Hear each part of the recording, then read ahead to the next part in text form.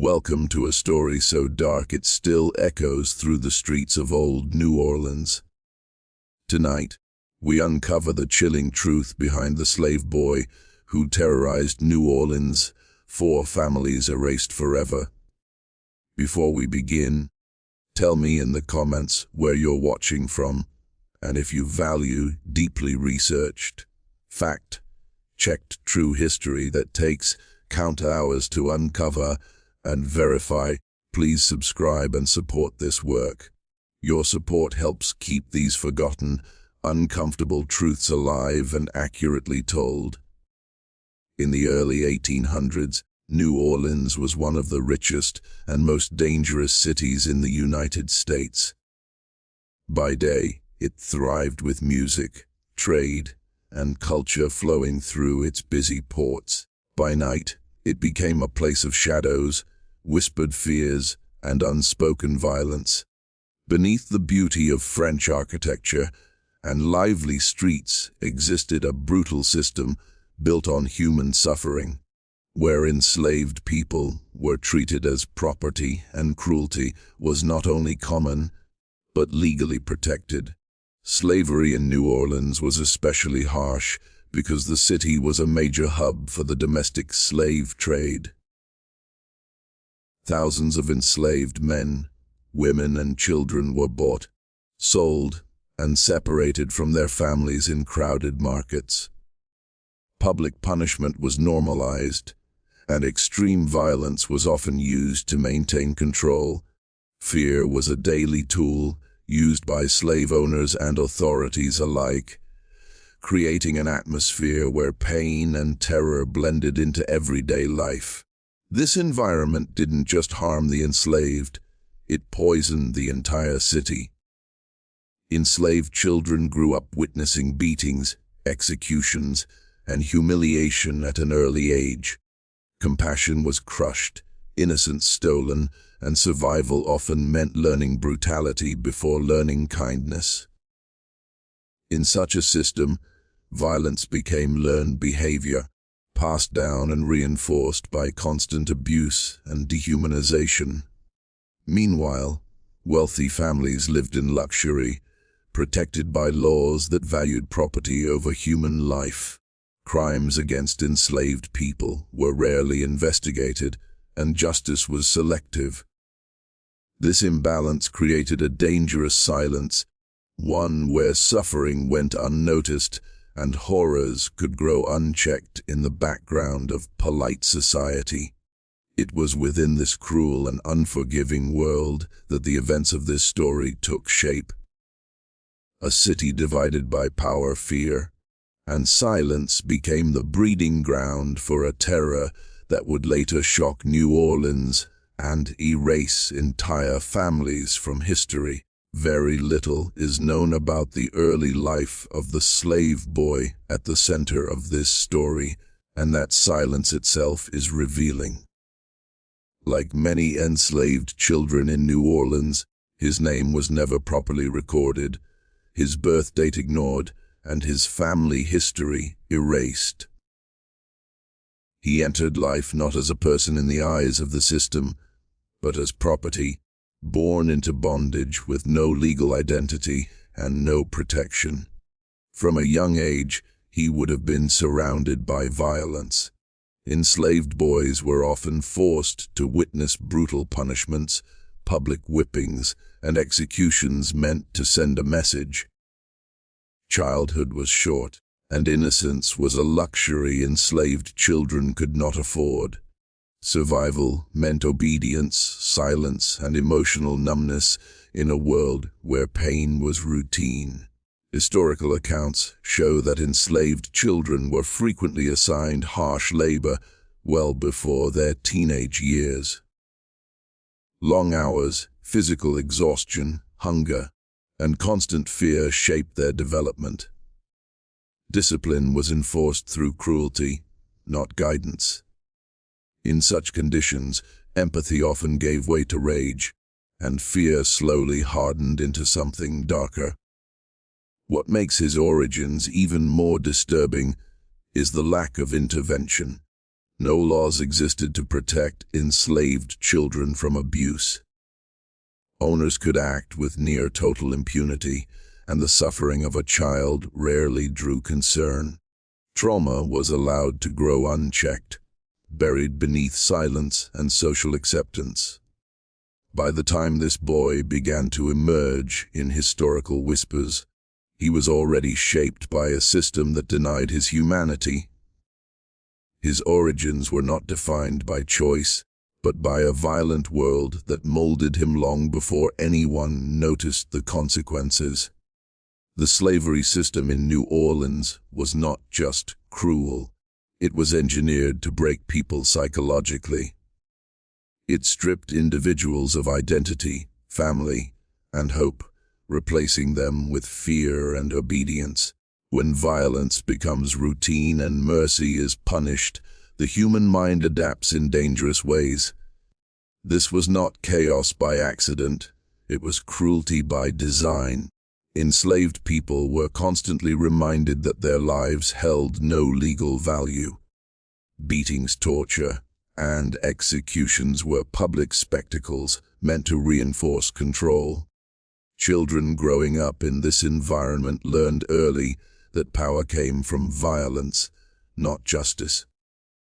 Compassion was seen as weakness, and survival often required emotional detachment. What made this system especially dangerous was accountability, or the lack of it. Slave owners faced little to no consequences for abuse, and authorities routinely ignored crimes involving enslaved people. This created a culture where extreme behavior could thrive without intervention, allowing trauma to fester and escalate unchecked.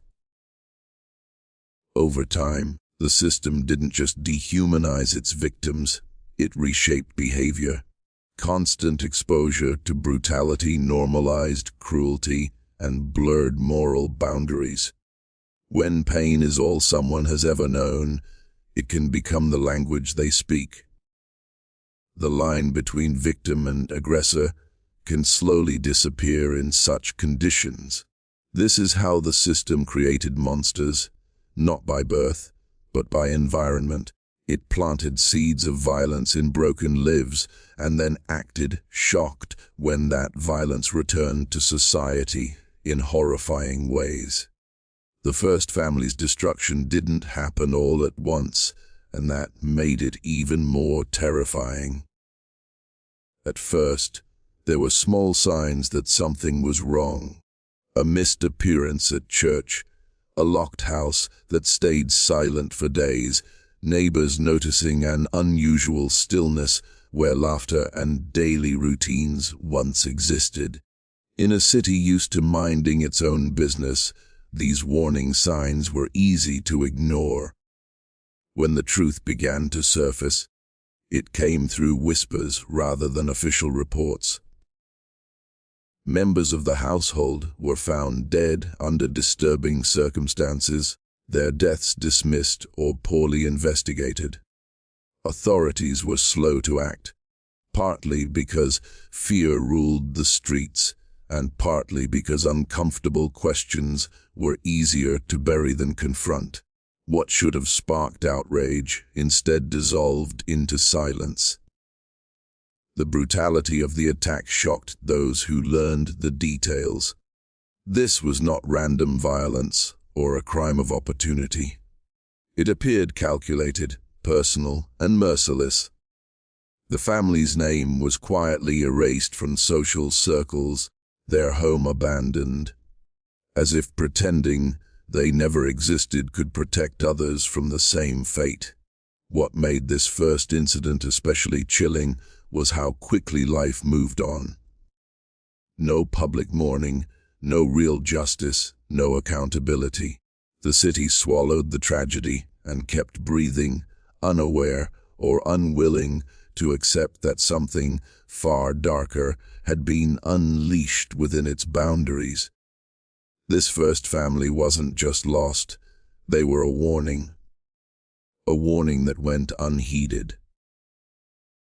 Their disappearance marked the beginning that would grow bolder, deadlier, and impossible to ignore as New Orleans edged closer to a nightmare of its own making. After the first family vanished, an uneasy tension settled over New Orleans. People began locking their doors earlier, peering through windows at unfamiliar sounds, and lowering their voices when speaking in public. Fear didn't arrive all at once. It crept in slowly, feeding on rumors and unanswered questions that no one seemed willing to address. Word spread through markets, docks, and back alleys in fragments. Some claimed an unspeakable crime had taken place.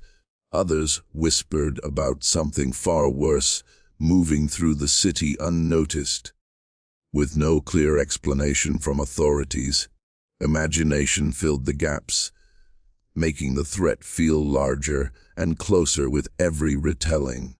The silence from officials only intensified the panic. No warnings were issued, no suspects publicly named, and no sense of safety restored. People began to realize that if an entire family could disappear without consequence, then no one was truly protected. Trust in the system weakened, replaced by suspicion and quiet dread. Social life began to change. Night gatherings grew smaller, travel after dark became rare, and neighbors watched each other more closely. Fear reshaped daily routines, turning ordinary streets into places of anxiety. The city's vibrant energy dimmed as uncertainty took hold. This spreading fear was more than emotional, it was a signal. Something was wrong, and the city could feel it. What began as a single tragedy had now become a shared nightmare, one that would soon prove to be only the beginning. The second family vanished under even stranger circumstances than the first, and by then, fear was already thick in the air. This time, neighbors noticed signs of disturbance sooner. Doors left ajar, personal belongings untouched, meals abandoned mid-preparation. It was as if the family had been interrupted in the middle of ordinary life and erased without warning. Unlike the first case, rumors spread faster than facts. Some claimed screams were heard late at night. Others spoke of a shadowy figure seen near the home days before the disappearance. None of it was confirmed, but the lack of clear answers made every story feel believable. Fear thrives on uncertainty, and the city was drowning in it. Authorities once again failed to act decisively. Investigations were shallow, records incomplete, and questions went unanswered. Whether through incompetence, corruption, or fear of uncovering something worse, the response felt deliberate in its slowness. To the public, it sent a chilling message: protection was not guaranteed. The disappearance of a second family shattered any hope that the first tragedy was an isolated event. Panic deepened as people began to connect the dots. 2 families gone, no arrests, no justice. The pattern was forming, and the realization was terrifying. By the time this second home fell silent, New Orleans understood a grim truth. Whatever force was behind these disappearances was growing bolder. The city was no longer dealing with rumors or coincidence, but with a spreading terror that was quickly becoming impossible to ignore. As fear tightened its grip on New Orleans, silence became the city's most powerful weapon and its greatest weakness. People stopped asking questions out loud. Conversations ended abruptly when strangers walked by, and rumors replaced facts. The truth was no longer something people searched for. It was something they avoided. Whispers filled the gaps left by missing information.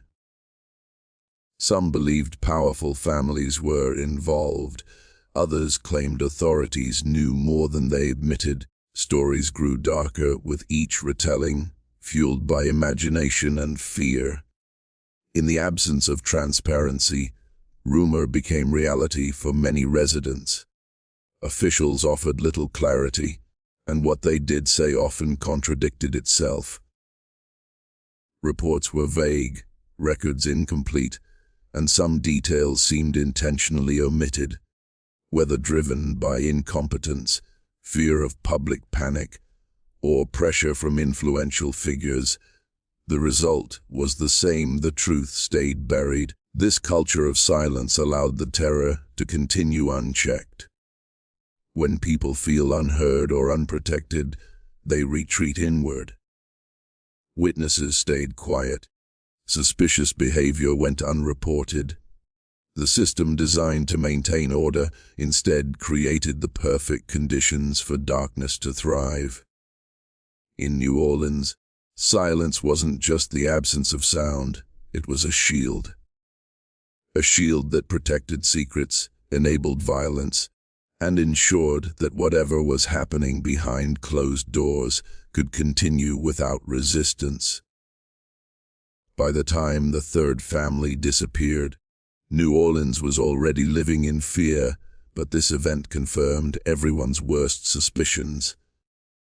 This was no longer coincidence or isolated tragedy. The signs were hauntingly familiar: a quiet home, unanswered knocks, and a sudden absence that felt deliberate. The pattern was impossible to ignore, and panic spread faster than ever. The third family's erasure hit especially hard because of how ordinary they were. They weren't powerful, wealthy, or controversial. They were simply people trying to survive in a dangerous city. That reality made the terror feel personal. If it could happen to them, it could happen to anyone. Then came the fourth family, and with it, a breaking point. Their disappearance was swift, almost surgical, leaving behind minimal evidence and maximum fear. Entire households were being wiped out as if they had never existed. Names faded, homes were abandoned, and records quietly disappeared, deepening the mystery. At this stage, the city was gripped by dread. People stopped trusting neighbors, avoided eye contact, and questioned every unfamiliar sound. Survival instincts replaced community bonds. New Orleans had become a city watching itself unravel, one erased family at a time. The third and fourth families were not just victims, they were proof. Proof that the terror was escalating, that the silence had failed, and that something deeply wrong had been allowed to grow unchecked. Their disappearance marked the moment the city realized it was facing a nightmare of its own making. As multiple families vanished, public pressure finally forced authorities to respond, but their actions were slow and deeply flawed. Instead of urgency, there was hesitation. Investigations were announced, yet little visible effort followed. To many citizens, it felt less like a pursuit of justice and more like an attempt to calm the public without uncovering uncomfortable truths. Law enforcement at the time was poorly equipped and often biased, especially when crimes intersected with slavery and social hierarchy. Resources were limited, records were loosely kept, and testimonies from certain groups were routinely dismissed. This allowed critical details to slip through the cracks or be ignored entirely. Some officials appeared more concerned with protecting the city's reputation than solving the crimes. New Orleans was a major economic and cultural center, and widespread panic threatened trade and public order. Acknowledging a growing terror within the city could damage its image, so minimizing the situation became a priority. Behind closed doors, Investigations were reportedly stalled, redirected, or quietly abandoned. Evidence went missing, leads were left unexplored, and responsibility was passed from one office to another. Each delay strengthened the sense that justice was either unwilling or unable to act. In the end, the response from authorities did little to stop the fear or prevent further tragedy. Their failure became part of the story itself, a reminder that when power refuses to confront darkness, it allows that darkness to spread unchecked. What we know about these events today comes from fragmented and often unreliable historical records. Court documents, newspaper clippings, and personal letters offer only glimpses of what truly happened. Many details are missing, altered, or deliberately vague, making it difficult to separate fact from distortion. History, in this case, was not written to preserve truth, but to control it. During that era, records involving enslaved people were rarely thorough or humane. Names were omitted, ages guessed, and lives reduced to property listings. When violence occurred, especially if it challenged the social order, documentation was minimized or erased. This means much of the truth was lost the moment it should have been recorded. Some accounts contradict each other, while others abruptly stop mid-story. Historians believe certain files were intentionally destroyed or altered to protect powerful individuals or institutions. What remains is a trail of half-truths that forces modern researchers to read between the lines, piecing together reality from what was left unsaid. Newspapers of the time often avoided detailed reporting on such horrors. Sensationalism was selective, and stories that could provoke fear or challenge authority were quietly buried. Public memory was shaped not by what happened, but by what people were allowed to know. As a result, the full truth remains hidden beneath layers of silence and neglect. What survived in the records is only the shadow of a much darker reality, reminding us that history doesn't just forget, it is often made to forget. Long after the events faded from headlines, the fear they created never fully disappeared. The erased families left behind empty homes, unanswered questions, and a city marked by unease. Even when the immediate danger seemed to pass, the psychological scars remained, shaping how people viewed safety, trust, and authority in New Orleans. The legacy of this terror lived on through silence. Stories were whispered across generations, carefully edited or softened to avoid reopening wounds. What wasn't spoken became just as powerful as what was remembered. Fear taught people to forget names, avoid details, and accept uncertainty as a form of survival. This history also exposed the deep flaws in the system that allowed such horrors to occur. The failure of justice, the neglect of human life, and the prioritization of power over truth became lasting lessons. These events became an example of what happens when cruelty is normalized and accountability is absent. Over time, the story shifted from a series of crimes to a symbol of a darker era. It represented not just one individual's actions, but a society that enabled violence through silence and indifference. The terror was no longer just about what happened, but about how easily it was allowed to happen. Today, this legacy serves as a warning, a reminder that when history is buried, it has a way of resurfacing. Remembering these stories is not about reliving fear, but about confronting the past so its darkness is never repeated.